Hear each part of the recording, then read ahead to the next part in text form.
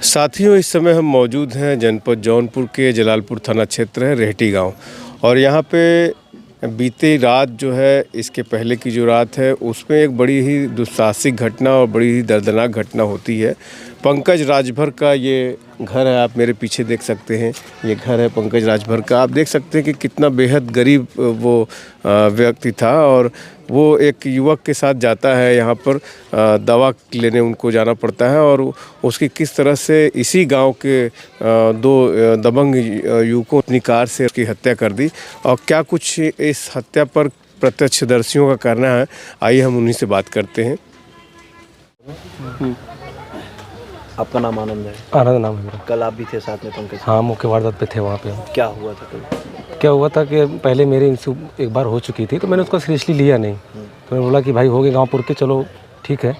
फिर वो लोग घात बना के मेरे पास बैठे थे कि क्या करना है। तो हम जब गए तो मेरे साथ पंकज राजभर भी था।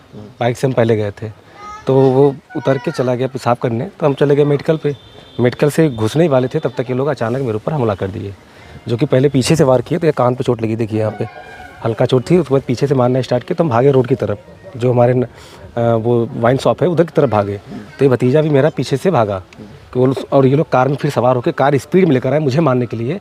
सामने मुख्य वारदात पे ये पड़ गया। फिर हम उसके मारे तो वो रोड पे गिर गया पूरी तरह से। तो हम खंती में भागे, तो वो लोग फिर आगे चले गए इधर आशीर्वाद होटल की तरफ। तो हमने सोचा ये लोग चले गए। तो जब उसको रोड पे हम उठा के खींचने वाले थे, तब तक गाड़ी स्पीड में खुबा रही थी, हम उसको उठा नहीं पाए अकेले। और तब तक हम फिर रिटर्न भागे। तो खंती की तरफ रोड के छोड़ के जिधर हम भागे, खंती की तरफ साइड की स्पीड लेके गए। फिर हमको लगा कि ये लोग चले गए, इसको हम फिर साइड में करते हैं। तो फिर पीछे से बैक करके मकर की तरफ से फिर स्पीड में आए। तो कई बार जो है कई बार आए मुख्य वारदात पे। फिर उसके बाद फिर वो लोग फिर चले गए। तो फिर अपने यहाँ कुछ लोगों को कॉल किया अपने गांव में। कुछ लड़के थे जो कि एक साथ बैठे थे। उसमें से हम लोग को फ़ोन किए, तो 5 लोग आ गए थे। तो फिर वो लोग रिटर्न आए कि अभी अकेला है, भी कोई आया नहीं होगा। फिर वो रिटर्न आए वो लोग। तब तक मेरे गांव के लोग कुछ थे, सोचे उठा के रख दे। तब तक फिर स्पीड में आ गया, तो सब लोग भागे। उसके बाद भी दो बार गाड़ी आई, 3 बार कुचला गया है गाड़ी से। ये कितनी देर में कुचला गया? ये टाइमिंग था करीब 10 मिनट तक रोड पे गाड़ी थी।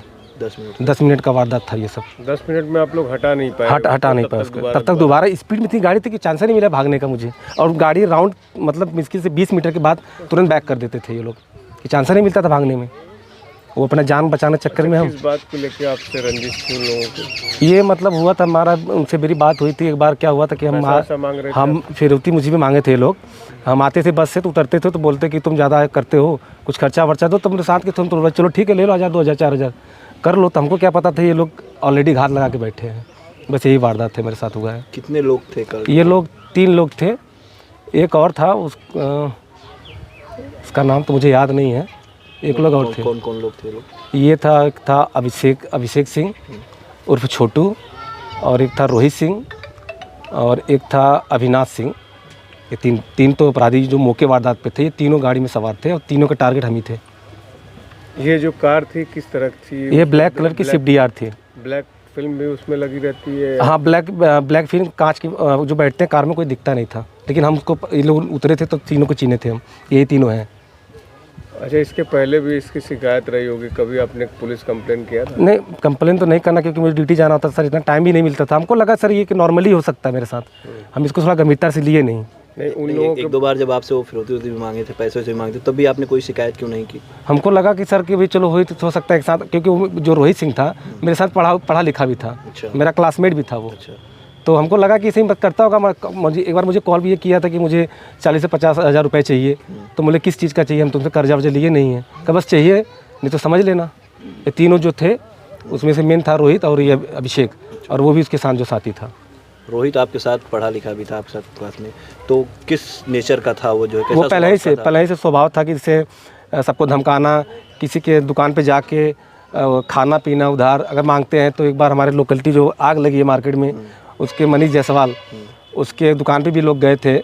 अभी इसकी घटना 3-4 महीने पहले ही घटना है। तो लोग पैसा मांगे तो लोग उसके ऊपर वार भी किए, लेकिन वो लोग बिजनेस वाले हैं, इस लफड़े में पढ़ना नहीं चाहते। वो लोग पुलिस केस भी की थी, कोई सुनवाई वगैरह हुआ इसके बारे में मुझे आइडिया नहीं है। और शुरू से ये लोग करते हैं, डेली पीना खाना, दुकान पे सबको धमकी देना, किसी का खा पी के पैसा नहीं देना, ये रोज़ का पर्पज़ था उनका। कई राउंड गाड़ियाँ उसके ऊपर चढ़ाए थे, पहले सुनने में आया कि सिर्फ पैर पर से ही निकाले थे, उसके बाद जो पूरा कई बार उन्होंने हाँ, पहले जब मारे तो गाड़ी से वो गिर गया, मतलब कि झटका लगा जब, तो गाड़ी गिरी तो पैर पे, उसके बाद फिर जब उसको उठाना चाहा, वो थोड़ा वेटेड था, उठाना चाहा तब तो गाड़ी 20 मीटर से फिर रिटर्न आ गई। इतना तेज़ ब्रेक मार के मोड़े हैं उड़ाने के लिए कि हम उसको खींच नहीं पाए। मतलब ये माना जाए कि पूरी तरह से वो जो है मारना ही चाहते थे। हाँ, इसलिए मेन कई बार टारगेट था वही।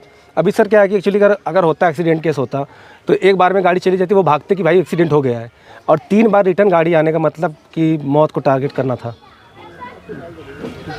कैसे देखते हैं अभी तक पुलिस जिस तरह से कार्रवाई कर रही है, उसको नहीं, कैसे देख रहे हैं? प्रशासन तो मेरे साथ है, अभी तक जो मैंने बोला है प्रशासन अपने कार्य के लिए लगी है, और कुछ अपराधी पकड़े भी गए, जैसे उनके रिलेटेड जो उनके साथी थे।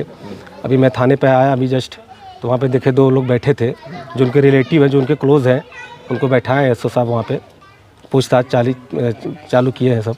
अभी जो मेन अपराधी वो नहीं पकड़े गए हैं। ये लोग बहुत मनबर टाइप के थे, जिस तरह हाँ, से दबंगई कर रहे थे। दबंगई तो क्या करते हैं। इनके पीछे किसी जनप्रतिनिधि, किसी नेता का हाथ था, क्षेत्रीय किसी का देखिए- सपोर्ट रहा हो, जिसके चलते इनकी दबंगई पे लगा? क्योंकि योगी बाबा कहते हैं कि हमारे राज्य में जो है अपराधी या तो सलाखों के पीछे हैं या तो फिर तो नहीं, देखिए हम लोग कैसे जो है यहाँ ये पे तो बता नहीं सकते आपको कि किनका हाथ है, लेकिन जब तक कोई सपोर्ट नहीं रहता, बैकग्राउंड नहीं रहता, हम किसी का नाम नहीं लेना चाहेंगे, जब तक नहीं रहता तब तक ये नहीं। अगर गार्जियन बोलते उनको, या फिर गार्जियन को खबर करते कि आप कहाँ जा रहे हो, रात में क्यों आ रहे हो, क्या करके आ रहे हो, तो ये हो सकता है कि वो लोग कुछ समझ सकते थे। लेकिन खुलेआम घूमना ये समाज के लिए हानिकारक है। आज मेरे ऊपर है, कल किसी और के ऊपर आ जाए, किसी के साथ भी घटना घट सकती है।